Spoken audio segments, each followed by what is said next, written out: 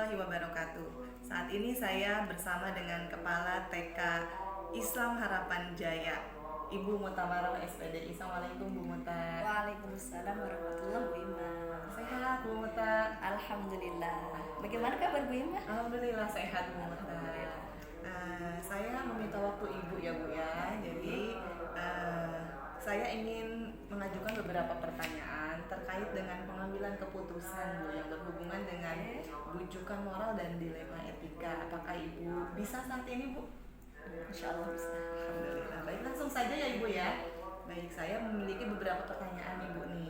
Yang pertama adalah bagaimana selama ini Ibu dapat mengidentifikasi kasus-kasus yang merupakan dilema etika dan bujukan moral Bu?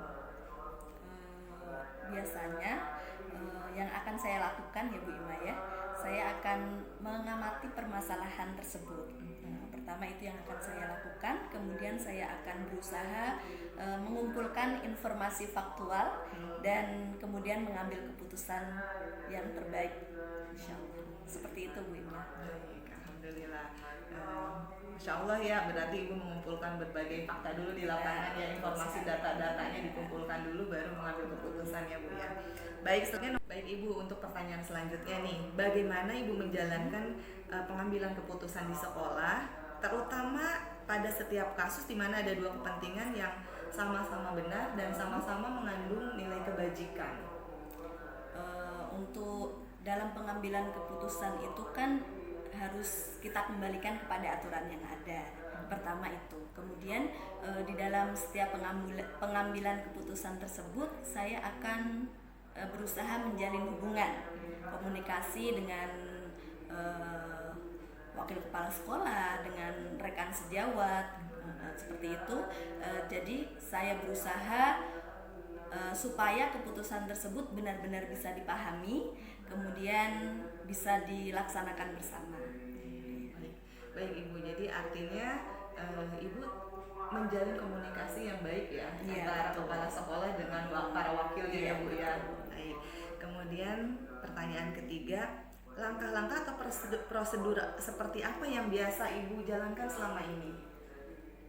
Yang pertama pastinya saya akan berusaha mencari informasi terkait dengan langsung turun ke lapangan, mewawancara berbagai pihak. Setelah itu baru saya akan mengambil keputusan. Setelah mendapat informasi yang terkait, kemudian saya sudah wawancara dengan berbagai pihak itu, akhirnya saya bisa memutuskan. Berarti Ibu mengumpulkan data terlebih dahulu ya Bu ya di lapangan gitu dengan orang-orang yang terkait dengan permasalahan ini. Baik Ibu. Nah selanjutnya, hal apa saja yang selama ini Ibu anggap paling efektif dalam pengambilan keputusan pada kasus-kasus yang berhubungan dengan dilema etika? Yang paling efektif biasanya itu ketika terjadi suatu permasalahan, saya spontanitas untuk menyelesaikan permasalahan tersebut. Jadi saat itu saya akan berusaha, ya seperti tadi, saya akan berusaha berbicara, kemudian bermusyawarah dengan wakil kepala sekolah, dengan guru-guru semuanya, supaya bisa mengambil keputusan dari permasalahan yang ada. Seperti itu. Baik Ibu. Nah selanjutnya, hal apa saja nih yang selama ini merupakan tantangan bagi Ibu dalam pengambilan keputusan pada kasus-kasus dilema etika ini? Yang menjadi tantangan yang sering terjadi ketika keputusan kita kurang bisa diterima. Jadi pasti dalam sebuah keputusan ada pihak yang kurang menerima dengan keputusan kita. Jadi saya harus memastikan, meyakinkan keputusan saya tadi dengan pihak-pihak semua yang terkait. Artinya kan keputusan itu walaupun kita anggap baik belum tentu dapat diterima baik betul, ya. Iya seperti itu.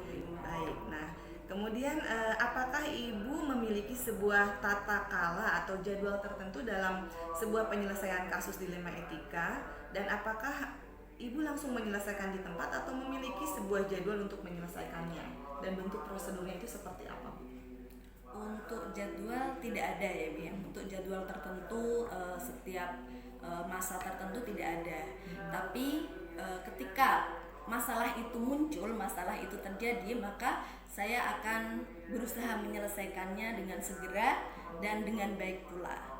Jadi tidak ada jadwal tertentu, tidak ada. Jadi urgensi dari permasalahan Iya, itu ya, iya. ketika ada masalah segera ditangani. Betul Jadi sekali. tidak berlarut-larut ya Bu ya. Nah selanjutnya, adakah seseorang atau faktor apa nih yang selama ini memudahkan Ibu atau membantu Ibu dalam pengambilan keputusan pada kasus-kasus dilema etika ini? Faktor dalam pengambilan keputusan ya Bu ya. Yang pasti dukungan ya. Support dari sekolah ya, dari wakil kepala sekolah atau ya guru-guru senior, bahkan ya semua guru yang ada di sekolah. Ketika mereka mendukung apa yang saya putuskan, nah itu adalah suatu hal yang membuat saya semangat. Iya, baik Bu, artinya keputusan yang Ibu ambil ini didukung sepenuhnya Iya, gitu oleh seluruh jajaran manajemen di sekolah gitu ya Bu ya. Baik, yang terakhir nih Bu, dari semua hal yang telah disampaikan, pembelajaran apa nih yang dapat Ibu petik dari pengambilan keputusan pada dilema etika ini? Ya sebagaimana yang kita ini ya Bu ya, Bu Ima ya, kan pengalaman itu guru terbaik kita ya. Jadi ketika saya sudah mengalami berbagai permasalahan, kemudian saya menanganinya, maka saya akan semakin belajar untuk bersikap bijak dalam memutuskan suatu masalah, dalam menyelesaikan suatu masalah, dalam mengambil keputusan. Dengan semakin banyaknya saya menghadapi masalah, maka akan semakin, insya Allah akan semakin lebih bijak dalam pengambilan keputusan. Berarti artinya jam terbang ya Bu ya. Semakin sering, Iya, betul. semakin sering kita dihadapkan dengan berbagai permasalahan, maka kita akan semakin dimudahkan, insya Allah dimudahkan untuk keputusan apa nih harus kita ambil itu, apalagi kita menjalin komunikasi yang baik dengan jajaran manajemen sekolah ya Bu ya. Baik Ibu, saya rasa cukup. Saya ucapkan terima kasih atas waktunya ya Bu ya. Semoga kegiatan sekolahnya selalu berjalan dengan lancar. Amin. Terima kasih banyak. Ya, sama-sama. Assalamualaikum warahmatullahi wabarakatuh. Waalaikumsalam warahmatullahi wabarakatuh. Baik Ibu, untuk pertanyaan selanjutnya nih, bagaimana Ibu menjalankan pengambilan keputusan di sekolah, terutama pada setiap kasus di mana ada dua kepentingan yang sama-sama benar dan sama-sama mengandung nilai kebajikan? Untuk dalam pengambilan keputusan itu kan harus kita kembalikan kepada aturan yang ada. Pertama itu. Kemudian di dalam setiap pengambilan keputusan tersebut, saya akan berusaha menjalin hubungan komunikasi dengan wakil kepala sekolah, dengan rekan sejawat, seperti itu. Jadi saya berusaha supaya keputusan tersebut benar-benar bisa dipahami, kemudian bisa dilaksanakan bersama. Baik Ibu, jadi artinya Ibu menjalin komunikasi yang baik ya, antara kepala sekolah dengan para wakilnya ya Bu ya. Baik. Kemudian pertanyaan ketiga, langkah-langkah atau prosedur seperti apa yang biasa Ibu jalankan selama ini? Yang pertama pastinya saya akan berusaha mencari informasi terkait dengan langsung turun ke lapangan, mewawancara berbagai pihak. Setelah itu baru saya akan mengambil keputusan. Nah, setelah mendapat informasi yang terkait, kemudian saya sudah wawancara dengan berbagai pihak itu, akhirnya saya bisa memutuskan. Berarti Ibu mengumpulkan data terlebih dahulu ya Bu ya di lapangan gitu dengan orang-orang yang terkait dengan permasalahan ini. Baik Ibu. Nah selanjutnya, hal apa saja yang selama ini Ibu anggap paling efektif dalam pengambilan keputusan pada kasus-kasus yang berhubungan dengan dilema etika? Yang paling efektif biasanya itu ketika terjadi suatu permasalahan, saya spontanitas untuk menyelesaikan permasalahan tersebut. Jadi saat itu saya akan berusaha, ya seperti tadi, saya akan berusaha berbicara, kemudian bermusyawarah dengan wakil kepala sekolah, dengan guru-guru semuanya, supaya bisa mengambil keputusan dari permasalahan yang ada. Seperti itu. Baik Ibu. selanjutnya, hal apa saja nih yang selama ini merupakan tantangan bagi Ibu dalam pengambilan keputusan pada kasus-kasus dilema etika ini? Yang menjadi tantangan yang sering terjadi ketika keputusan kita kurang bisa diterima. Jadi pasti dalam sebuah keputusan ada pihak yang kurang menerima dengan keputusan kita. Jadi saya harus memastikan, meyakinkan keputusan saya tadi dengan pihak-pihak semua yang terkait. Ibu, ya, artinya kan keputusan itu walaupun kita anggap baik belum tentu dapat diterima iya, baik betul, ya. Iya, seperti itu. Baik. Nah, kemudian apakah Ibu memiliki sebuah tata kala atau jadwal tertentu dalam sebuah penyelesaian kasus dilema etika, dan apakah Ibu langsung menyelesaikan di tempat atau memiliki sebuah jadwal untuk menyelesaikannya, dan bentuk prosedurnya itu seperti apa, Bu? Untuk jadwal tidak ada ya, Bu. Untuk jadwal tertentu setiap masa tertentu tidak ada. Tapi ketika masalah itu muncul, masalah itu terjadi, maka saya akan berusaha menyelesaikannya dengan segera dan dengan baik pula. Jadi tidak ada jadwal tertentu, tidak ada. Jadi urgensi dari permasalahan itu ya, iya. ketika ada masalah segera ditangani. Betul, jadi sekali. tidak berlarut-larut ya, Bu ya. Nah, selanjutnya, adakah seseorang atau faktor apa nih yang selama ini memudahkan Ibu atau membantu Ibu dalam pengambilan keputusan pada kasus-kasus dilema etika ini? Faktor dalam pengambilan keputusan ya, Bu ya. Yang pasti dukungan, support dari sekolah ya, dari wakil kepala sekolah atau ya guru-guru senior, bahkan ya semua guru yang ada di sekolah. Ketika mereka mendukung apa yang saya putuskan, nah itu adalah suatu hal yang membuat saya semangat. Iya. Baik, Bu, artinya keputusan yang Ibu ambil ini didukung sepenuhnya gitu oleh seluruh jajaran manajemen di sekolah gitu ya, Bu ya. Baik, yang terakhir nih, Bu, dari semua hal yang telah disampaikan, pembelajaran apa nih yang dapat Ibu petik dari pengambilan keputusan pada dilema etika ini? Ya sebagaimana yang kita ini ya, Bu ya, Bu Ima ya, kan pengalaman itu guru terbaik kita ya. Jadi ketika saya sudah mengalami berbagai permasalahan, kemudian saya menanganinya, maka saya akan semakin belajar untuk bersikap bijak dalam memutuskan suatu masalah, dalam menyelesaikan suatu masalah, dalam mengambil keputusan. Dengan semakin banyaknya saya menghadapi masalah, maka akan semakin, insya Allah akan semakin lebih bijak dalam pengambilan keputusan. Berarti artinya jam terbang ya, Bu ya.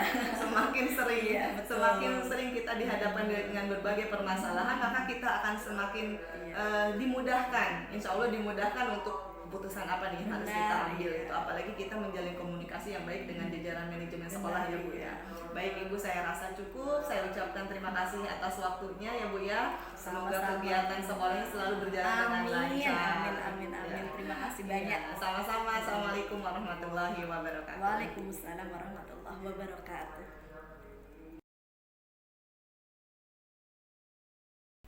Assalamualaikum warahmatullahi wabarakatuh. Saya Ima Kusmayanti, saya merupakan calon guru penggerak angkatan 7, dan pada saat ini saya mengajar di SDIT Nurul Ikhlas Harapan Jaya, Kota Bekasi. Kemudian pada kesempatan kali ini saya bersama dengan Ibu Siti Rahma Febianti selaku Wakil Kepala Sekolah bagian kesiswaan di SDIT Nurul Ikhlas Harapan Jaya. Saya ingin mewawancara beliau terkait dengan pengambilan keputusan yang berkaitan dengan dilema etika dan bujukan moral.